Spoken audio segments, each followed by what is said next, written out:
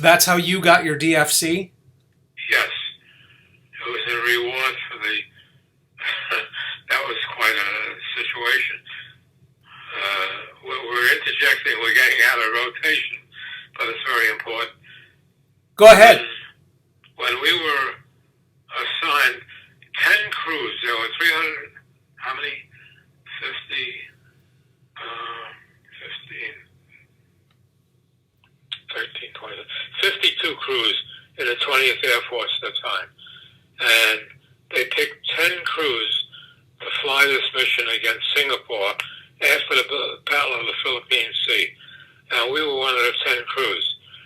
And they tell us the bomb load, and they tell us the target, and anticipated weather, the height at which we have to bomb, and so on. Well, and it was my job to figure out how much fuel we can carry because we knew the bomb load and how much ammunition we could carry. Well, I did my calculations, and if we didn't take one bullet with us, we could not make the round. We could not put on enough fuel to make the round trip. The target was the Singapore dry dock.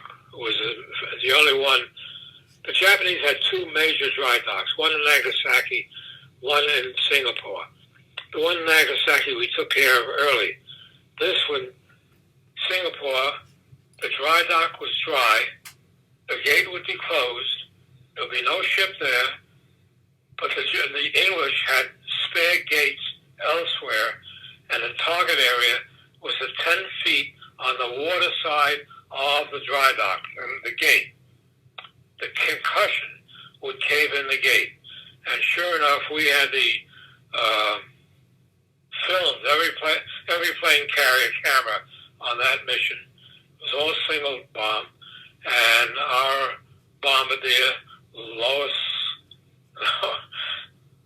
McIntyre was his last name. He's not that. He dropped the bomb that caved in the gate. But everyone that flew that mission got to see the flying course. The crews on 10 planes. And it was what happened. We bombed at 10,000 feet. And we turned around to go home. And I set the power. I had to be very careful. I was the one that set the power. If I set it too low, we'd foul up the engines. We'd go nowhere. If I set it too high, we're going to burn up too much fuel. I set it where I thought it should be. Incidentally, LeMay originally called Washington and said the mission could not be flown for the reason I gave you. We couldn't carry enough gasoline. Anyway, Washington said, fly the mission. We'll put extra U-boats, submarines, in the Indian Ocean. We never found out if they had them. Nor did we care to find out. Anyway, we put the nose down, and we practically glided into a base right on the Indian Ocean. When I got up on the wings with a dipstick to check the tanks, the dipstick came up dry, and they all flew up at tanks. We caught tailwinds both ways on that flight. Wow. And so our calculations were correct.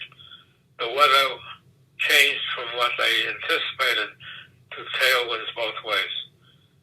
Some might call that miraculous. Yes. Anyway, so I was pretty lucky.